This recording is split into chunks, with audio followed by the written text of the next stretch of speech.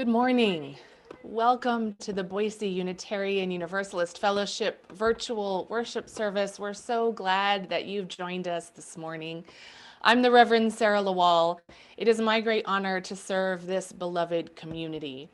And whether you are Zooming in with us from just down the street, from across the city, or across the country, you are welcome here.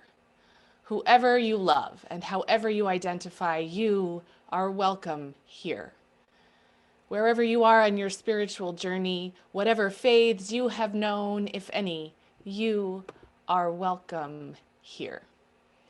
I want to take a moment to welcome our newcomers especially. We know it takes a lot of courage to check out a new community, and we're just delighted that so many of you are finding us during this virtual time. And we invite you to go ahead and introduce yourself in the chat so our community can welcome you, and to fill out a newcomer form. That link will be posted in the chat so we can keep you up to date with all that is happening in our fellowship. And there is a lot that's happening, all in virtual space, from meditation to yoga to small groups to social hours. We do have a few upcoming events and gatherings that I want to highlight. Particularly for newcomers, we're beginning the next round of our Inquirers series starting today, right after the worship service. This is 5 sessions that help you get to know who we are as a fellowship and as Unitarian Universalists, and meet other newcomers. And Inquirers will be meeting in their own Zoom room, and we'll post that link at the end of the service. I also want to invite all of you who are able and comfortable to join us for a drop-in poetry vigil on election night, 6 p.m. to 8 p.m. We'll be gathered with community members and leaders at the Anne Frank Memorial, reading poetry, hearing music, and offering silence and ritual on a night that we are claiming as sacred for all of us and for our country. And our asylum seeker quilt raffle begins today. You saw the announcement slide there just before we began. Raffle tickets are available online. You go to our website, click Give at the top right corner, and in the special contributions box, just write Asylum Project Quilt, and you can purchase your tickets online. If you have any questions about that, just please share those in the chat, and we'll do our best to answer them as the service goes on today. Each month, it's our practice here at the Fellowship to donate 25% of our unpledged plate offering to support local nonprofits doing justice work in our community. For this month of November, our plate partner is Planned Parenthood. They have been long-time community partners with this fellowship, long-time community partners with Unitarian Universalism on a national scale, and they are working to ensure health care and reproductive rights for all people, no matter what. And one thing that's inspired me about Planned Parenthood over the last several years in particular is how they understand that their commitment to care is a commitment to intersectionality. And they are showing up to advocate for equality for all, for Black lives, for trans lives, for women's lives and men's lives, for all our lives and so many of our intersecting identities. And they are with us today to share more about this commitment. And I'm just really pleased to welcome a great partner and friend in this movement, their state director, Misty Tolman. Misty, it's great to have you with us today. I always see Misty at the legislature testifying in committee hearings and lobbying our legislators. I think she must have one of the hardest jobs in the state. And Misty, we're curious to hear a little bit about where Planned Parenthood is headed and what's on the horizon, given the uncertainty of this time. Yes. Thank you so much, Sara. I really appreciate the opportunity to be here, and want to echo the gratitude I have seeing you at the State House year after year, helping to support these communities too. It's always just like such a buoy for my soul to see you there. And I want to say hello and thank you to everyone else. You know, when I think of Boof and the folks who show up in all the different ways. I think that the quote that comes to my mind the most is, I believe it's from Dr. Cornell West, who said that justice is what love looks like in public. And I can't think of a group of people who embody that idea more than you all. And I know that you all already know what's on the line, what's coming up, what this week has possibly in store for so many people in our communities. And I know that you all know how vital it is that organizations like Planned Parenthood exist. And I can't begin to express my gratitude and how much it means to us to have such ardent supporters, and how much it means to me personally to be able to be in the company of people who hold those same values that I hold. And it's not super often that I get to be, so I'm really, really thrilled to be here. I can feel the love, and I can feel the support and the passion, and frankly, the power even in this like Zoom room, right? So thank you all. Since you're all so familiar with Planned Parenthood already, I'm not going to spend a lot of time talking about, who we are and what our mission is, but I do want to spend a couple of minutes talking about what we're headed into. And a lot of it, admittedly, is unknown, right? So nationally, we have been a part of conversations and planning sessions for quite some time to kind of have contingency plans for a number of different outcomes. Obviously, the best case scenario where we have a pro-choice, pro-LGBTQ, pro-racial justice administration and Congress at the helm, even knowing that it'll take years to undo the damage that has happened these past 4 years, to the obvious worst case scenario that I don't even need to name. And then a lot of different like middle ground scenarios that could happen where we have mixed wins, mixed losses, contested results, and a lot of uncertainty in the weeks after this week's election. So in these spaces, we are looking at how we can show up for our communities.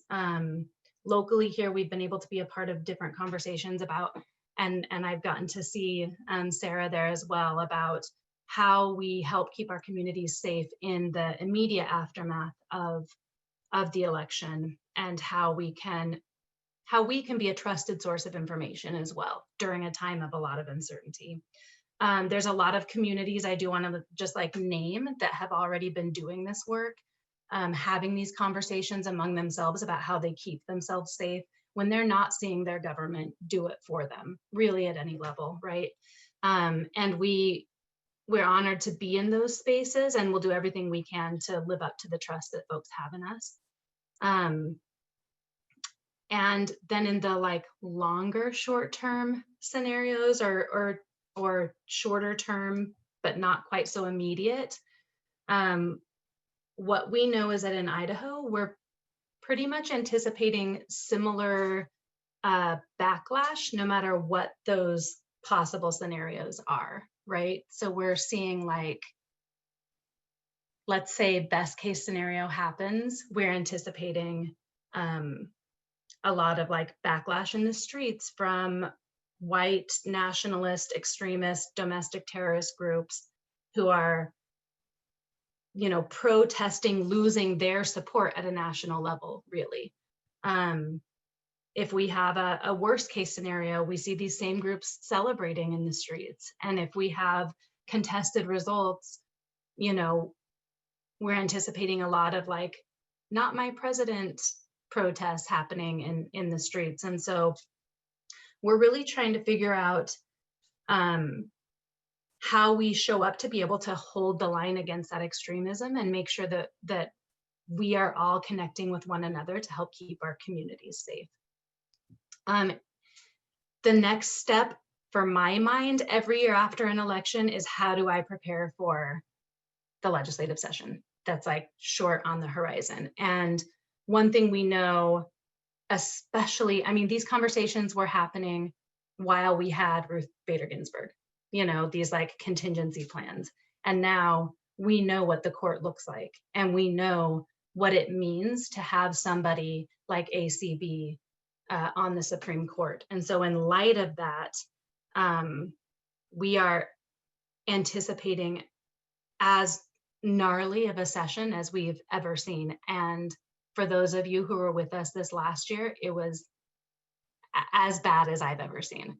But what we're anticipating is, now that there's a court that exists that is so anti-choice, so anti-queer, so anti-racial equality, extreme states like Idaho kind of throwing things at the wall and see what sticks in hopes of like driving things up through the courts to change things on a national level. And so I wish I could say that like Idaho legislature has learned their lesson and we've shown them, but I think that there's going to be some blowback from this election within the legislature too. And so the ways that we've shown up for each other these past months, I know we're tired. I am too. And I think that right now it is critical that we are doing what we need to take care of ourselves to prepare for the fight ahead. I anticipate things popping up in the legislature that question the right of trans people's existence. I anticipate things popping up in the legislature that would challenge the spirit of Roe v. Wade.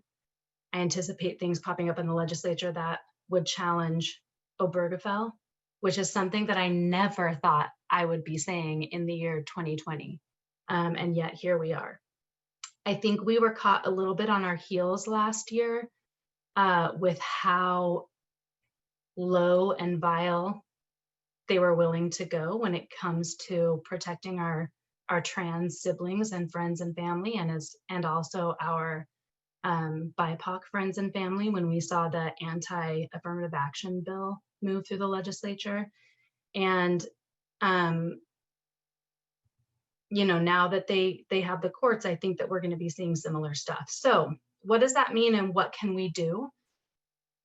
I think that when it comes to right now, in this moment in time, obviously, if you haven't voted yet, vote on Tuesday. You have one last Hail Mary chance. And there is power in that vote, and we need to exercise it ardently and passionately and with vigor. And then, like I said, show up for your communities. Do the things that you're doing right now. Establish connections with one another. Make sure that you're checking on each other, and make sure that you're doing the work to take care of yourself, because we're going to need your strength more than we ever have as a state moving into this session. Because, in the words of a beloved musical of all of ours, history does have its eyes on us, and we have a chance to make sure that future generations are continued to be protected, and it's up to us. Thank you, Misty. Thank you so much. And thanks for your tireless work and effort on behalf of our communities. And so many of those folks are members of our community. And it's words just cannot express the gratitude that I hold, and that I know so many of us hold, for the deep and powerful partnership and connection that Unitarian Universalism and this fellowship has with Planned Parenthood. And we will show up, and we will be by your side. And we will be voices, moral call and faithful voices on the side of love and on the side of our community. So thanks for all that you do to make that possible. So much for us. Thank you. As we gather together, even virtually, we want to offer a land acknowledgement, a recognition that the land upon which our church and homes exist is the ancestral land of the Shoshone, Bannock, and Paiute tribes who inhabited a vast region, including much of Idaho. And we acknowledge ancient tribes whose names have been lost in history. We offer this acknowledgement as a recognition of the longer history of the land, long before colonization. We offer it as an uncomfortable truth. and that in that discomfort, may we be called to move through the world, bringing justice in every way that we can. Listening to the truths spoken to us by Native American peoples, making space for them to re-inhabit this place and giving them back the resources they need to heal their communities. Our spiritual theme for this month of November is healing. It invites us to ask the question, what does it mean to be a people of healing? And just hearing from Misty and what we know right now, we are in some desperate need of healing. We are searching to escape the pain, the worry, the loss, the death, the exhaustion, the trauma, the anxiety of these many months and years. COVID claustrophobia, political instability, the unraveling of our democracy, racial harm, it's all overwhelming. And it is natural for us to want to stitch up our protective coverings as soon as we can so that we can give our tender nerves a rest. We want to put that pain behind us as soon as possible. But what if the deep work of healing is to travel toward all of that? Many spiritual traditions teach us to lean into pain. What if our proximity to pain and not our distance from it is the route to healing? Holding it in our frightened hands until we realize it's more malleable than we thought. Until we realize our strong and courageous hands can shape it and can take its sharp edges and mold them into pathways that connect us with other people's pain, can transform it from a weapon that has wounded us into a bridge that connects us to others. Healing isn't merely a solo endeavor. If we truly lean in and connect with others, then we create a healing that is collective. So with our election less than 2 days away, a fraught, uncertain election the likes of which we have never seen before, being a people of healing also means fighting for our democracy, for an election of integrity. It means being voices of faith that will not back down until every vote is counted. Today's service explores all of these themes and threads in our individual and collective healing. We are blessed with a beautiful sermon from our own Kacee O'Connor exploring the beauty and challenges of finding healing in these times. And for those of you that don't follow Kacee on social media, she is a tireless justice warrior. She has been in the neighborhoods, in the streets, registering voters. She has been phone banking. She has been tweeting and posting and standing up to bullies on social media.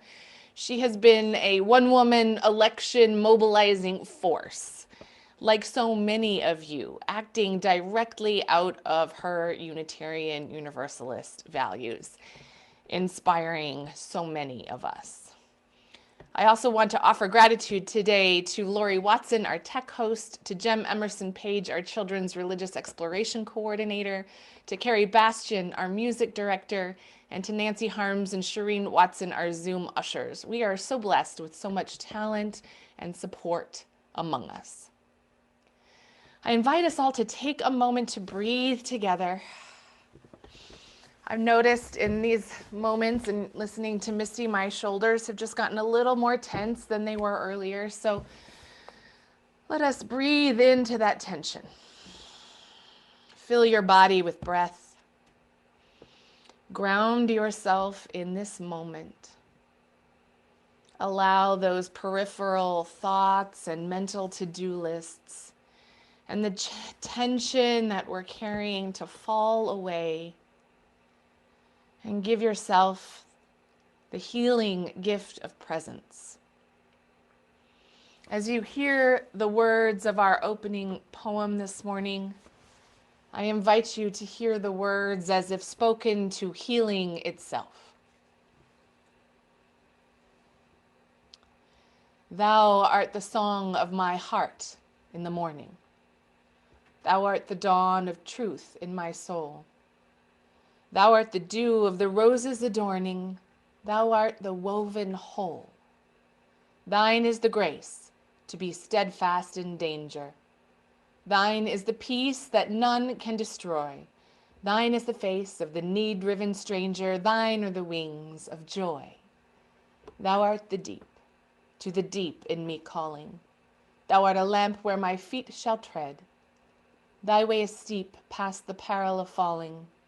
Thou art my daily bread. Thine be the praise of my spirit uplifted. Thou art the sea to each flowing stream. Thine be the days that are gathered and sifted. Thou art the deathless dream.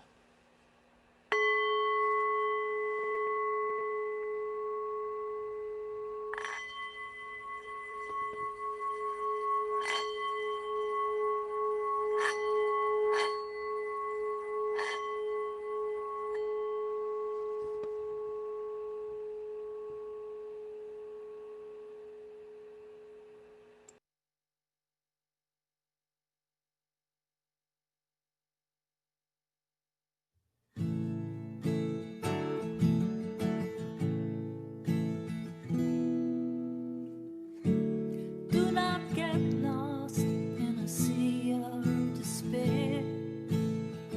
Never be afraid to make some noise.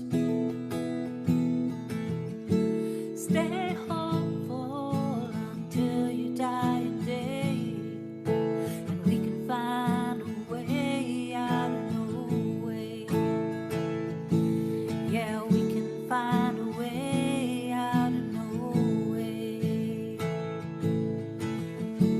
Do not get lost in a sea of despair. Never be afraid to make some noise.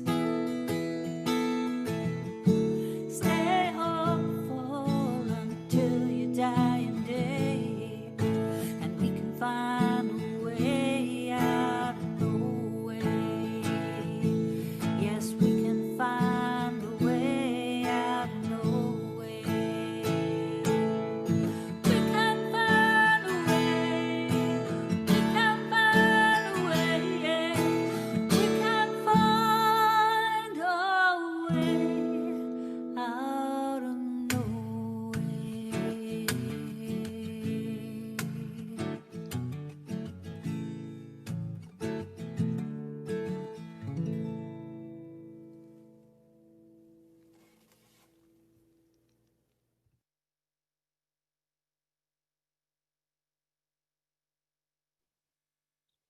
Each week, we light our flaming chalice, a symbol of our free faith, a beacon of hope, love, and justice.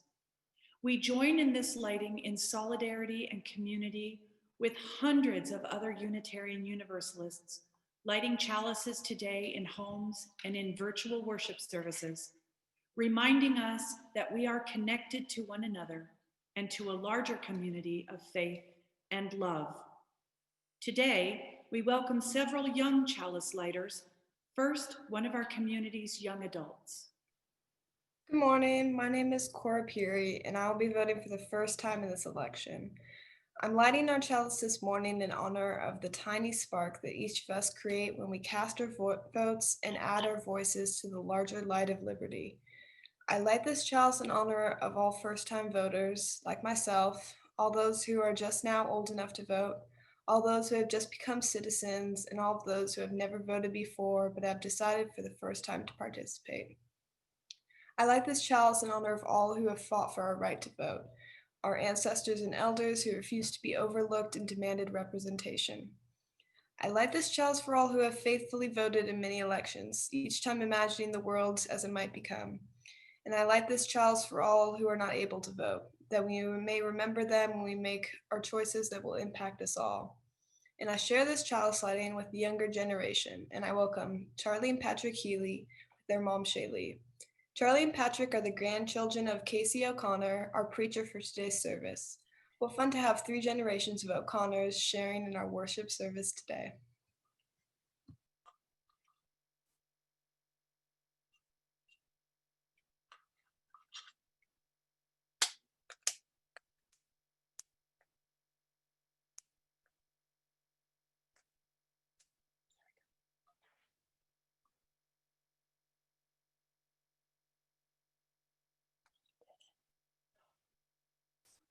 mama. Our young chalice lighters serve as a reminder to us that their future is for what we're voting for. They're why we invest in and why we fight for our democracy and our future. As Charlie and Patrick light their chalice at home, you're invited to light your chalice with them and share where you lit your chalice this morning in the chat. May the light of our collective chalices remind us to hold on to hope and push to keep on moving forward. May our democracy be strengthened and our choices light the way towards a more beloved world. Come, let us worship together.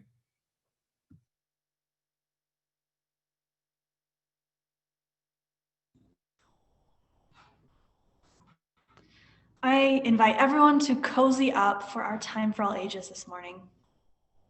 Do you ever wonder why all of our Time for All Ages, it's always a story? I think it's going to stay that way. Stories are some of the most powerful ways that we can connect our hearts and our minds together, no matter our age. Have you ever had a really powerful moment that helped you connect your heart's values to your thinking mind's actions? Our story this morning is about one such moment. It's called The Truth Crushed Down by Christopher Lewis.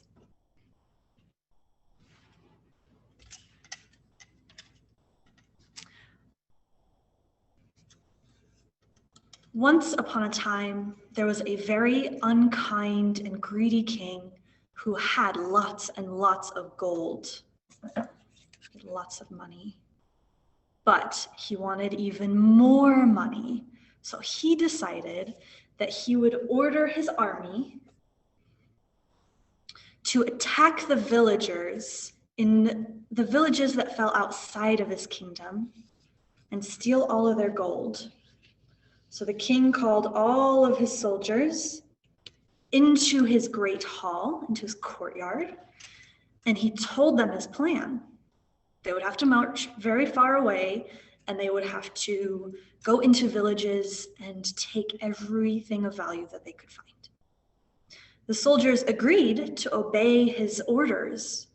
They all drew their swords and they marched off into the battle. Here they go, marching away. And you'll notice he got all his sword and his horse ready and his cape, but he stayed behind. He just liked to be dressed up for when they leave. It wasn't very long before his soldiers started returning to the courtyard with no swords and no shields. Although some of them did pick up walking sticks to make themselves more comfortable without their swords and shields.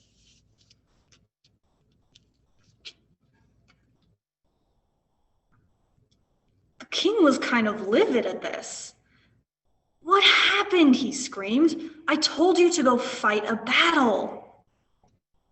"Well," said one of the men, braver man, "we were on our way, sire, when we came across an apple tree, and the tree spoke to us.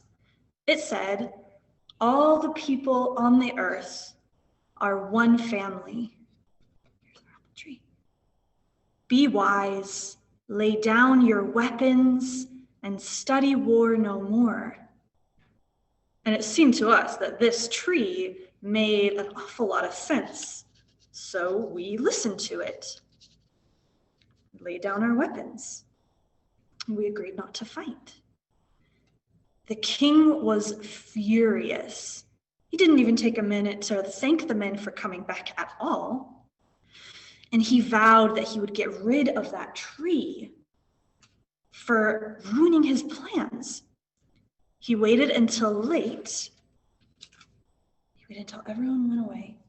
And then he snuck up on the tree. He left the courtyard and he walked until he found the tree, and he had brought an axe and he chopped the tree down, hitting it as many times as he could. And then even after the tree had fallen, he stomped on it until it was crushed into the earth. Ruined. And the king strolled back to the castle with a smile on his face. The next day, he called his men back into the courtyard. He's feeling strong again. He was feeling good about this time. He gave them all brand new swords and shields. He gave them his orders, and they were scared after all of that yelling and shouting they had to go through. But they agreed to do what he said. They marched off. It was not long, though, before they started returning without their swords and shields. What do you think they were feeling? Yesterday, when they came back without their swords and shields, the king screamed at them. I don't think they would be happy to come back. I told you to fight a battle, he screamed, even more furious than yesterday. Again, a new man, a different one, who's still brave, stepped forward and said, you wouldn't believe it.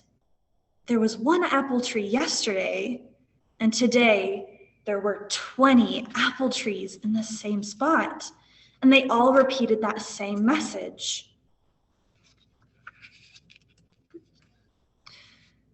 All the people on the earth are one family. Lay down your weapons and study war no more. So this soldier said, the trees really made sense to us, and so that's what we did. Put down our weapons. The king was red with anger.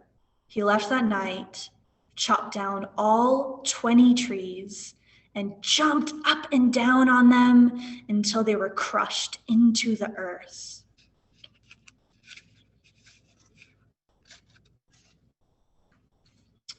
The next day, he called his soldiers back into his great hall, gave them another new set of swords and shields and spears and flags, and he gave them their orders once again.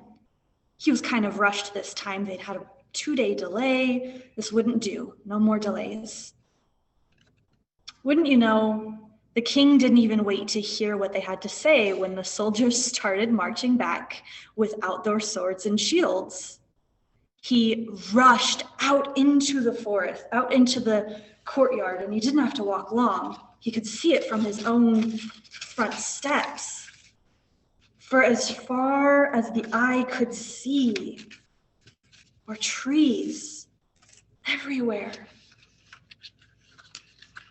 Big, healthy trees, small trees, trees that bent in the wind, joyfully content to be alive. There we go. He began to cry.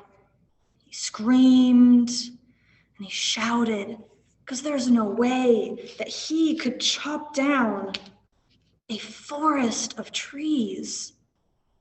Can it be, he screamed, that a powerful king like myself can be stopped by a few trees? Are you asking me? Came a voice from behind him. Turning around, he saw an old woman who was a beggar leaning against the castle walls.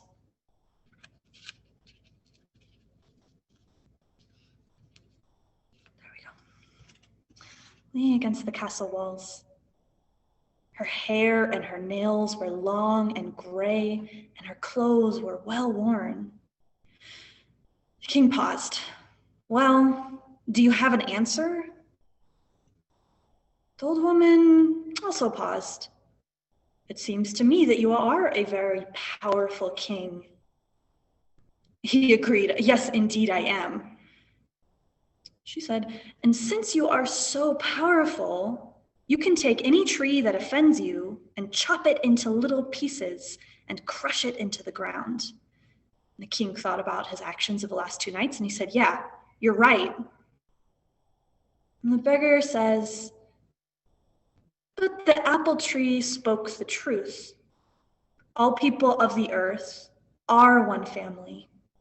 You may be a powerful king, but there is no king on earth more powerful than the truth.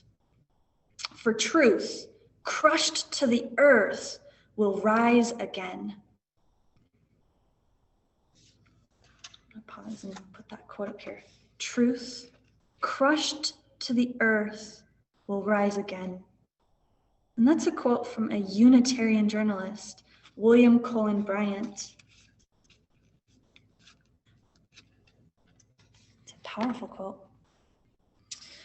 I wonder, how do you think the trees were able to heal themselves and multiply? Was it magic or something else? Every time the tree healed itself, it never came back alone.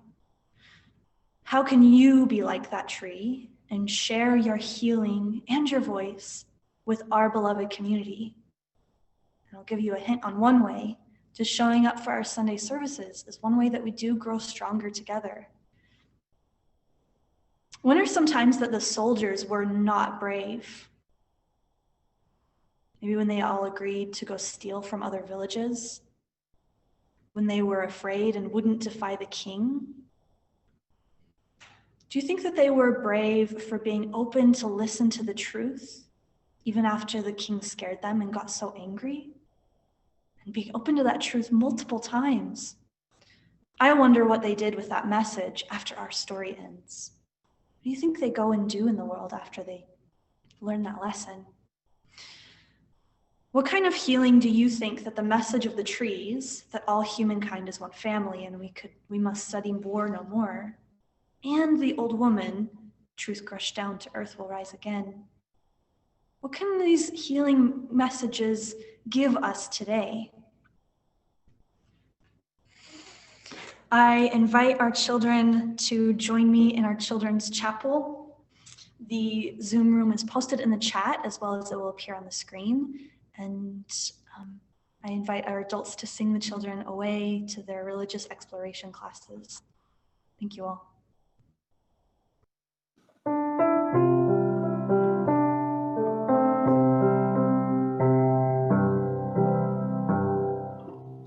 May your mind be open to new learning.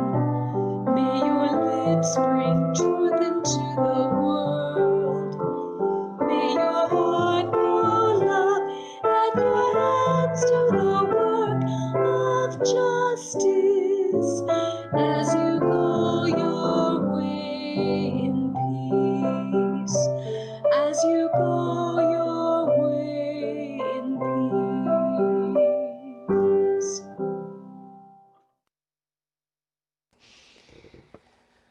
As Unitarian Universalists, when we act out of our values in the world, when we vote out of our values, we are inhabiting that truth that when crushed to the earth rises again.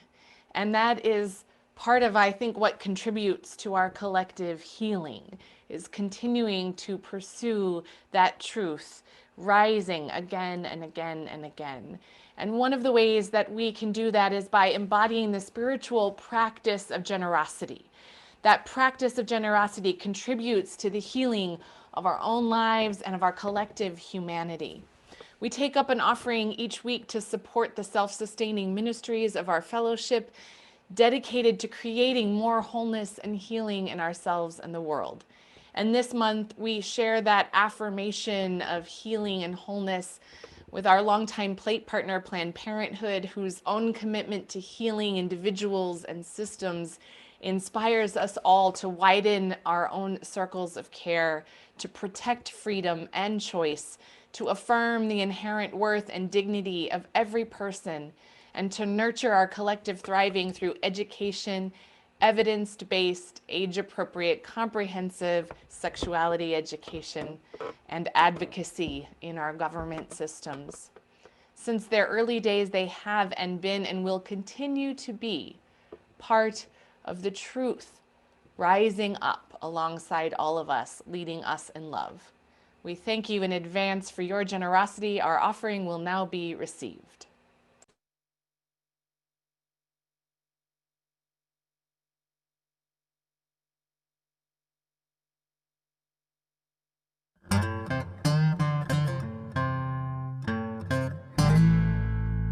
Never saw it coming, but here it is, and it's clear it is, changing every life. An invisible invader has come around and brought profound trouble and strife. But that's not all there is to the story. The human spirit is a thing of glory.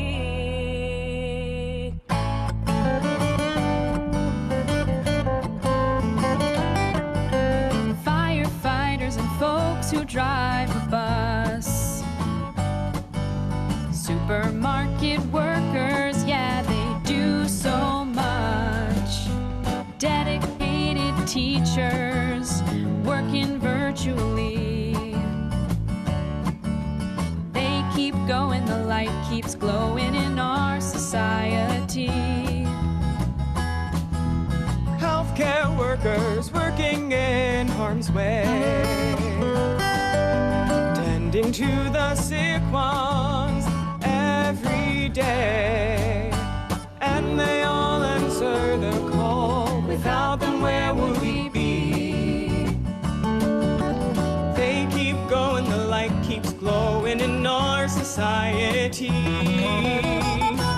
They keep going, the light keeps glowing, and it's shining now to make the low lighter. They keep going, the light keeps glowing. In the dark, it only gets brighter and brighter and brighter, brighter.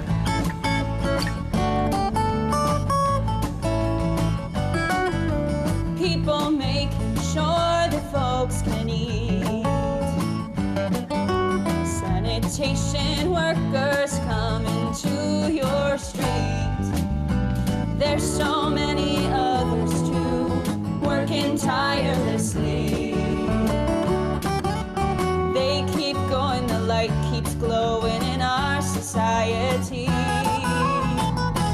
They keep going, the light keeps glowing, keep on glowing, and it's shining now to make the low lighter.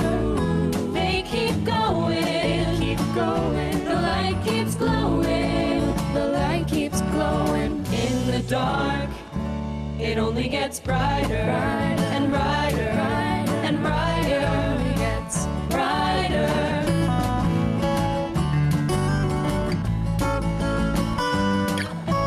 Hard times they may come about, but this light cannot be put out. In the future, people will see how our light lit this dark time in history. Everybody's world turned upside down. School is closed, so kids and families are homebound. We all miss things we used to do and people we love to see. But we keep going, the light keeps glowing in our society. We keep going, the light keeps glowing, keep on glowing, and it's shining now to make the low lighter. We keep going, the light keeps glowing, the light keeps glowing. In the dark, it only gets brighter and brighter and brighter and brighter. We keep going, the light keeps glowing, keep on. We keep going, the light keeps glowing, the light keeps glowing.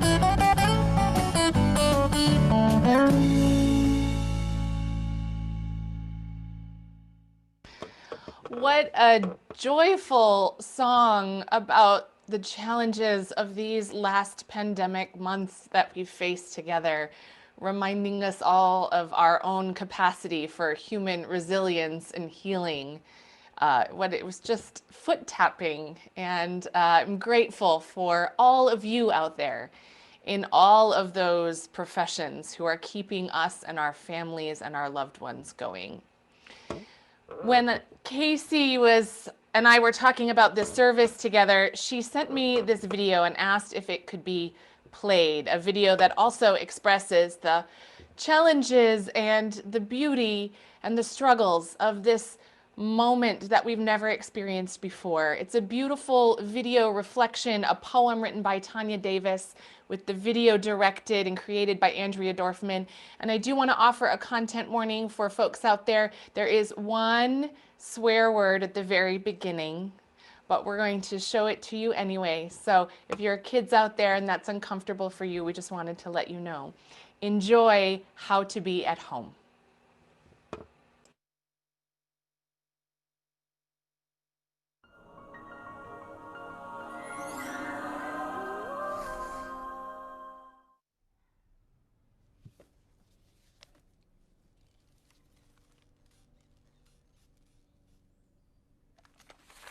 If you are, at first, really fucking anxious, just wait. It'll get worse, and then you'll get the hang of it. Maybe. Start with the reasonable feelings, discomfort, lack of focus, the sadness of alone. You can try to do yoga. You can shut off the radio when it gets to you. You can message your family or your friends or your colleagues. You're not supposed to leave your home anyway, so it's safe for you. There's also the gym. You can't go there, but you could pretend to. You could get bendy by yourself in your bedroom. And there's public transportation. Probably best to avoid it. But there's prayer and meditation. Yes, always employ it. If you have pains in your chest because your anxiety won't rest, take a moment, take a breath. Start simple. Things you can handle based on your interests, your issues and your triggers and your inner logistics. I miss lunch counters so much I've been eating sandwiches and pickles while hanging unabashedly with my phone. When you are tired, again, of still being alone, make yourself a dinner, but don't invite anybody over. Put something green in it, or maybe orange. Chips are fine sometimes, but they won't keep you charged. Feed your heart. If people are your nourishment, I get you. Feel the feelings that undo you while you have to keep apart. Watch a movie in the dark and pretend someone is with you.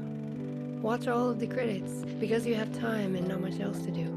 Or watch all of the credits to remember how many people come together just to tell a story, just to make a picture move.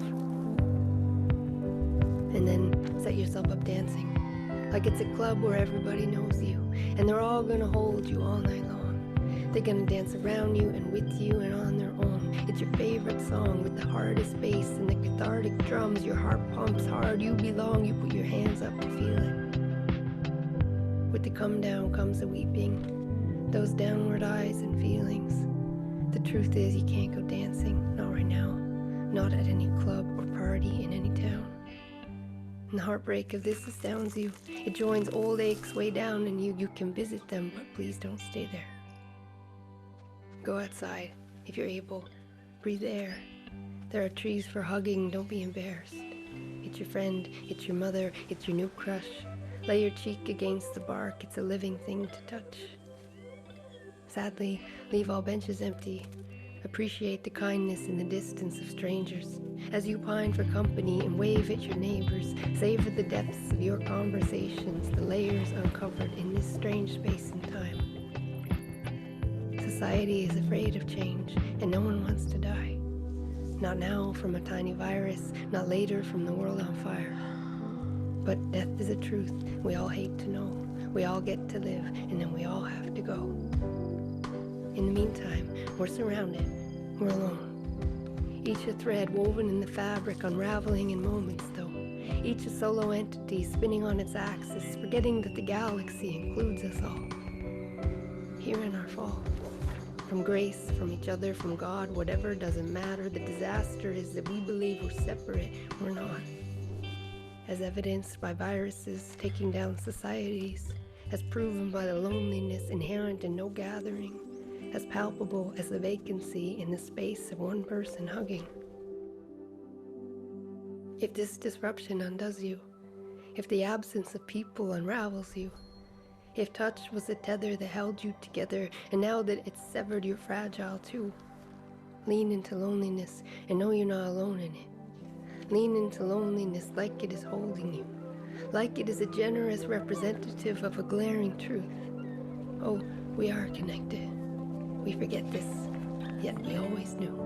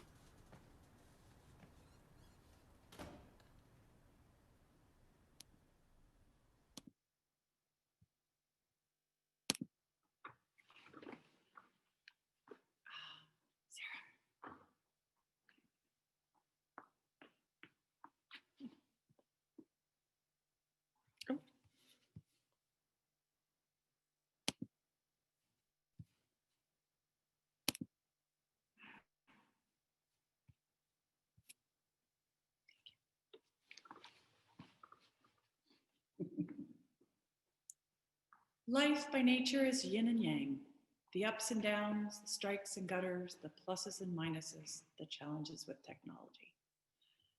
During COVID-19 confinement and distancing, one thing in the plus column for me has been podcasts.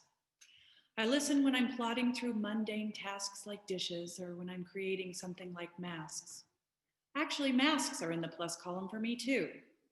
John and I got a horrible flu bug last winter, but gratefully, that was the last one for all these months. We'll keep wearing masks during cold and flu season because we like avoiding the crud. Even though I haven't been sick, I'm sure we can agree we've all had plenty of challenges, loss, grief. Grief is tricky.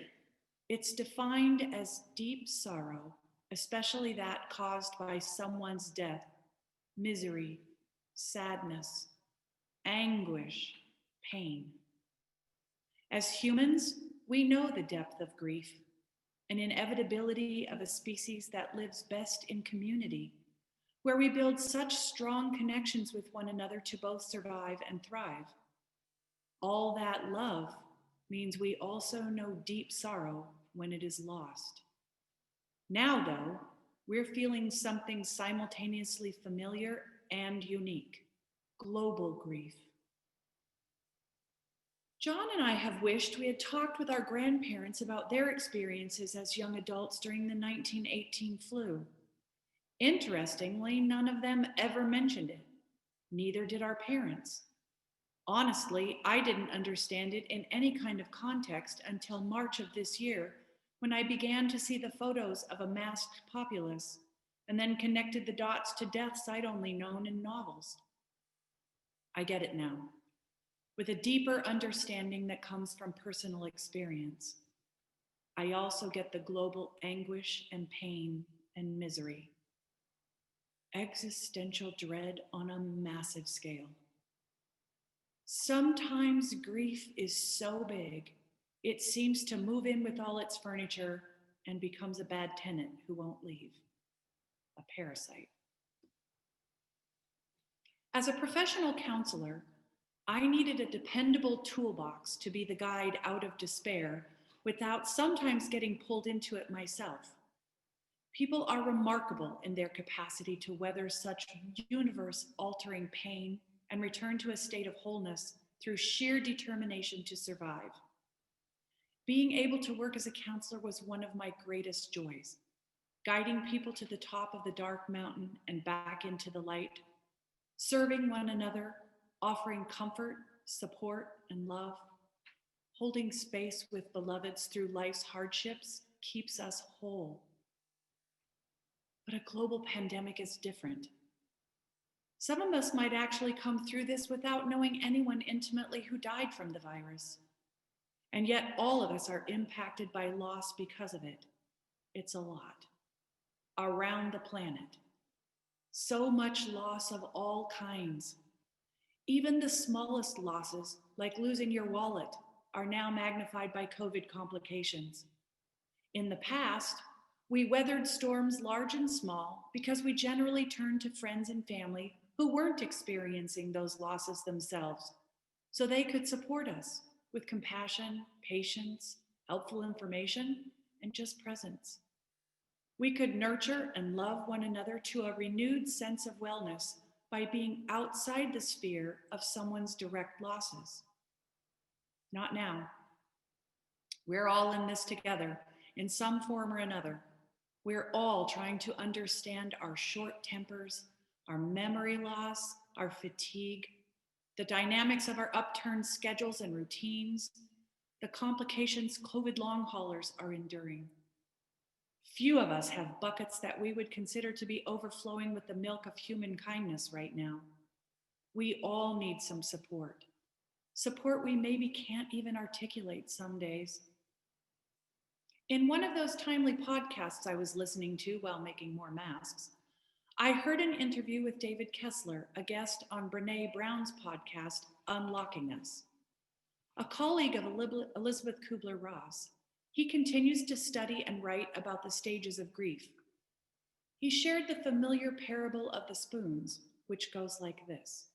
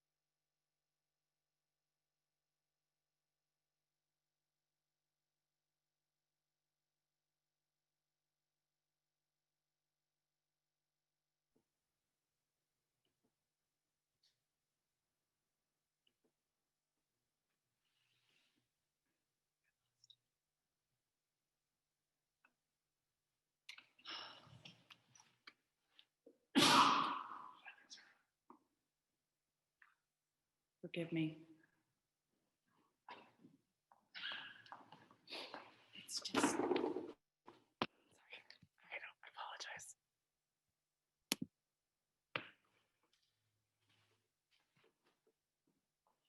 We know this as one of our UU principles, that we are all part of the interdependent web of life. And by covenant, we care for one another, helping to nourish one another's bodies, minds, and souls. In these last months, we've experienced challenges that demand variations on our familiar and effective skills of caring for ourselves and one another. We cannot easily meet up for coffee and conversation. We cannot easily connect with friends and colleagues at work or at school. No friendly and familiar dinners or birthday parties or even funerals. Getting my car licensed was an ordeal that took several trips to find the office, open during limited hours, plus mastery of new internet tools. Just grocery shopping has become an exercise in military level strategy. We have collective grief and loss and fatigue, distress about an election with profound consequences, plus added strain on our healthcare system has intensified our unease. We are especially grateful to the steadfast providers, such as November's plate partner, Planned Parenthood, for staying the course despite an onslaught of targeted assaults from the right to limit access to affordable, quality, comprehensive healthcare for women and families. Thank you, Planned Parenthood and Misty, for being there for us all these years. Let's pause here and take a collective breath. Even though we're meeting digitally, take a minute to attend to our human community. Notice those who are present via Zoom. Now, shift your attention to your body and notice what you feel as you take in a long, slow breath. Let your shoulders drop as you release the tension on your sweet, slow exhale. Again, breathe in ease of being and communion with one another.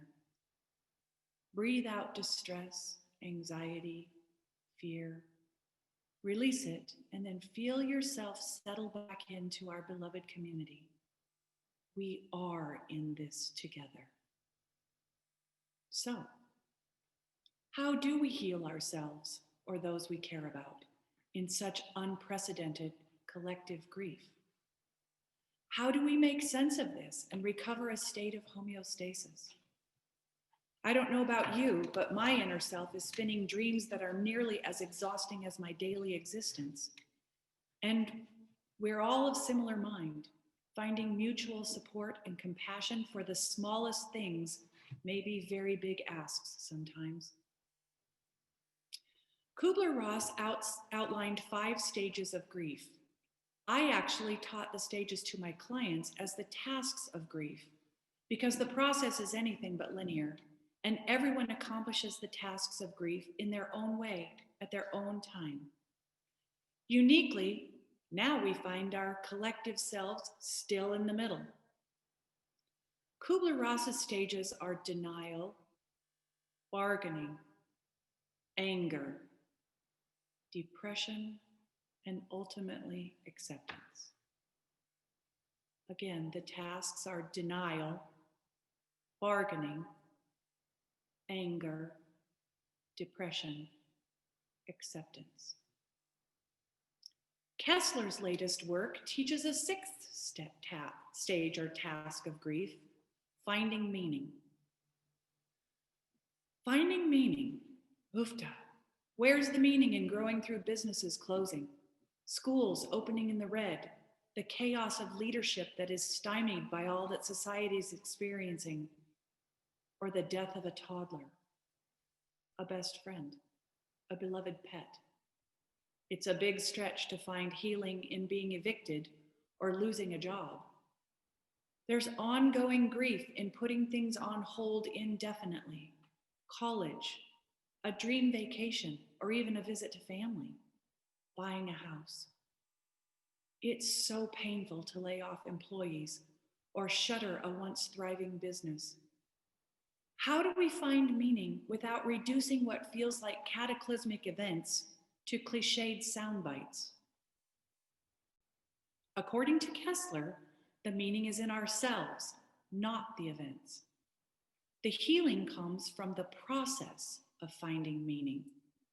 We are forever changed by many of the most powerful events in our lives, and none of us will ever be the same after a year or 2 of fighting for our individual and collective lives through a global pandemic and a critical election. We will heal, however, because we will find ourselves in the quiet, in the chaos, in the separation, and in the knowing that it is a global experience. All of humanity is in this together, the interconnected web. I've been asked numerous times on social media polls, what is something I have gained in all of the losses of 2020, which has been such a heavy year to pack around. And we still have 2 more blank squares on the 2020 bingo card for a blackout. This question is the most significant contemplation of this year, because what we find is likely the seeds of meaning. What have you found for yourself? And what meaning has it given you?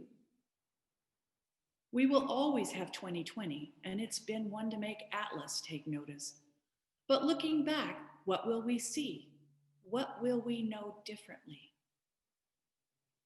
I feel safe in saying we are all struggling to cope with new peaks in the virus and uncertainty about treatment options and vaccines, and also with an election in the home stretch that is maybe the scariest in modern times.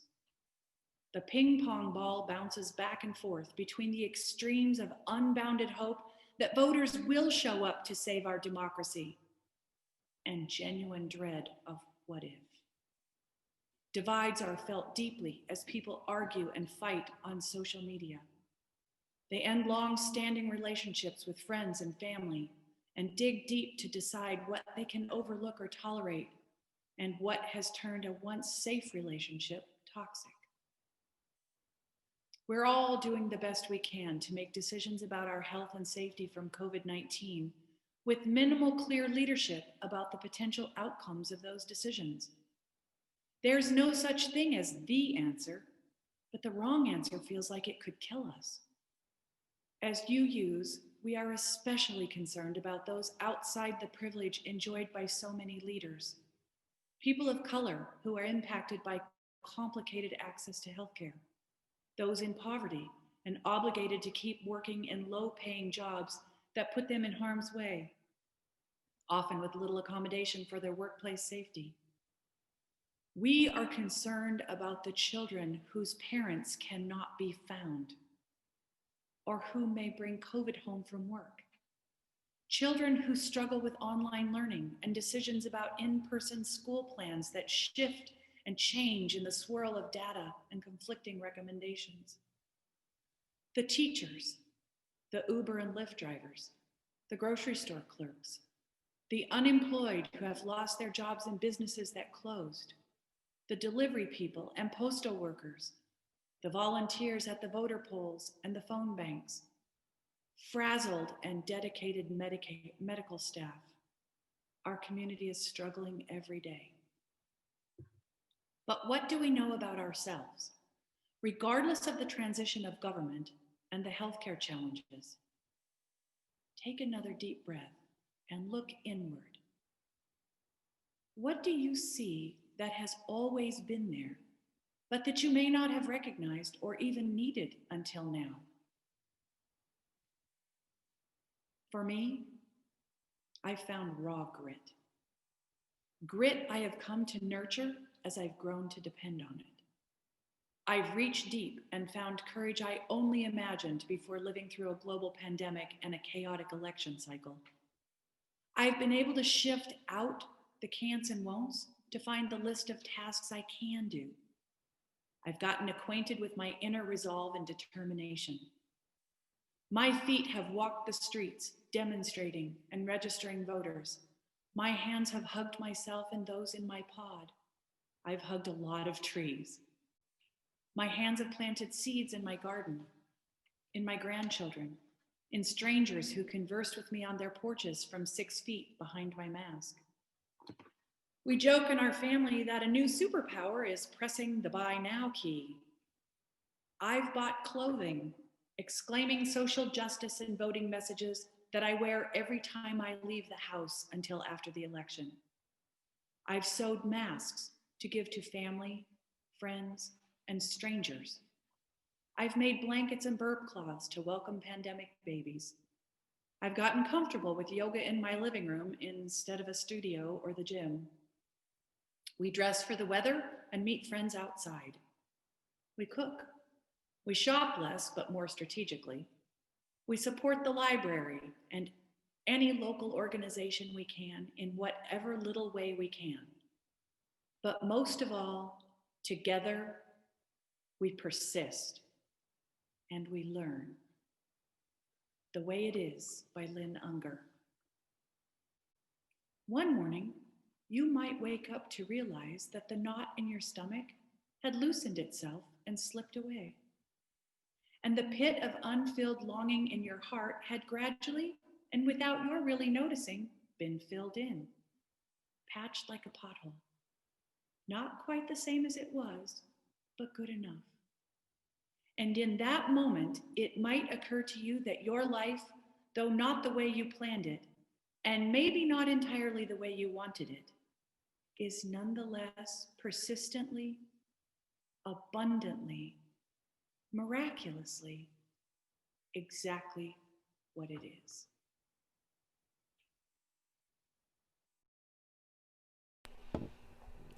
Thank you, Kacee, for those heartfelt, powerful words that remind us of all the ways in which we are connected and can support one another in our healing in these unprecedented times. Part of our process of finding meaning together as a community involves sharing our lives with one another, to feel that affirmation that we are not in this struggle alone. Each week, we take time to acknowledge the many joys and sorrows among us, to grieve our losses together so that we might lift that burden for one another, if even for a moment, and receive the blessing of this community. As we hear the healing power of music from our own Carrie Bastian, you are invited to write your joys and sorrows in the chat box and take a moment to read and to respond to one another. As we begin, we continue to hold Harriet Shackley and family in our hearts and in light and in our prayers at the death of Harriet's son, Phil.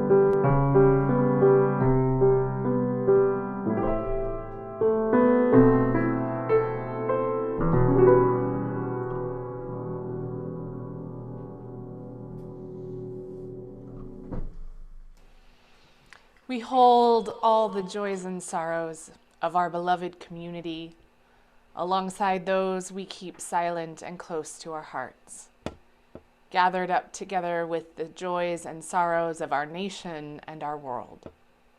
We hold them close, breathing them in and sending forth love. I invite you to join me in the spirit of prayer. Our prayer today is from the Reverend Megan Visser, inspired by the words of Reverend Elena Rose Vera, Executive Director of Trans Lifeline. I offer this prayer today in honor of our plate partner and as a call to our country for our collective healing and thriving. Together, we hold on to hope. Spirit of life and love. When the deck, the court, is stacked against us, growing colder and more indifferent, the chalice is glowing with warmth like it always is. This is not a long prayer because the chalice is only a thawing station. Our faith is in the fight. We soften next to the flame. It melts fear. This isn't that kind of candle that we let burn down. We save the wax, conserve the wick, because we know we'll be back tomorrow and the next day and the day after that. No, we didn't just get started. Yes, it is far from over. Morning has not even begun. Joy, I knew more than once, still exists in us. Steady flame, steady. Coat us in the light of possibility. In the name of all that is holy, we pray. Amen. Our closing song comes to us from the Bergsons in their pandemic situation, recording from their home, a song that reminds us that we can all keep going.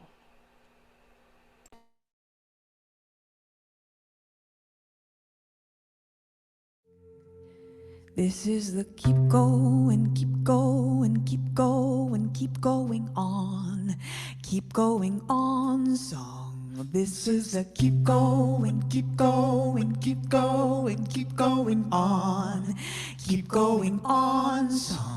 This is the keep going, keep going, keep going, keep going on song. I am Abigail, and this is Sean, and we're so glad that you've turned this on and welcomed us into your home, and you are welcome into our home. We're in Dayton, Ohio. We're in Sean's parents' house. My parents' house. Sean's parents' house. We were in Louisville when the shit hit, and we packed our 3-year-old into a car. We drove kind of far. We drove here, and we've been so lucky and blessed to be safely here. And we thought we'd be here for like 10 days, tops. What did we know? What did we know? What What did we know? We thought we knew a lot. We thought we knew a lot. Keep going, keep going, Woo! keep going on. Keep going on song. This is a keep going, keep going, keep going on. Keep going on song. This is a keep going, keep going, keep going on. Keep going on song. And we've been mostly healthy. We've been okay. Are you okay? Are you all right? Are you okay? Are you all right? Are you okay? I hope your body is whole tonight. And if your heart is breaking, I hope it's breaking open. And if your breath is shaking, I hope it's shaking through. And I hope that you've watched a lot of really great television, like a lot of it. And I hope that you find a hand lotion that actually makes your skin feel better. And I hope that you have enough to eat. I hope you're getting enough sleep. And I hope you have enough good company or enough good memory to last you a long time. Keep going, keep going, keep going on. Keep going on, song. We sing the keep going, keep going, keep going, keep going on. Keep going on, song. Let's bring some joy into the room, why not? We can try it, we can try it. Or some rage, and some grief and relief. Ooh, I hold my rage, I pray my rage is a fire that cleans my mind out and makes me ready to listen. I pray my pain is a river that flows to the ocean that connects my pain to yours. And I pray my happiness is like pollen that flies to you and pollinates your joy. Oh boy, is that possible? I don't know, we are making this up as we go. We have to make it up as we go. The keep going song, the keep going song. Oh, we're making it up as we go. Keep going, keep going on, song. And I pray that when we meet again, that the world has changed into the world that we are imagining now together. And I pray that the world has become the world that we're planting inside of ourselves for each other and for our ancestors and for our kids. Ooh, and we're gonna start. This is a rough beginning. That's all I've got is a rough beginning to offer you. We're gonna start by singing some songs in this tiny space together. We're just gonna sing some songs for you, and we hope that when you hear them, you will feel a little bit less alone, and we will feel a little bit less alone in the work and in the hurt, and we will be together tonight somehow, whenever this is, wherever this is. We will be together tonight for the keep going on. Keep going on, song. This is a keep going on. Keep going on, song. This is a keep going on. Keep going on, song. This is a keep going on. Keep going on, song. This is a keep going on. Keep going on. Friends, I hope that this service and this music has inspired all of us in these coming days and these final hours and in the weeks and months ahead that will likely contain some uncertainty, to keep going on, and that when you feel like you can't keep going on, you come back here and we come together and we remind each other that we can keep going on together. I invite you to place your hand over your heart for our closing blessing. Here, we find meaning in community. We find love in moments, in music, in the struggle. We find joy in making it up as we go. Here, we grieve together, laugh together, heal together. We rage together, we fight for justice together, we find good trouble together. Here, we keep going on, keep going on, keep going on. We keep going on. Blessed are we all. Go in peace.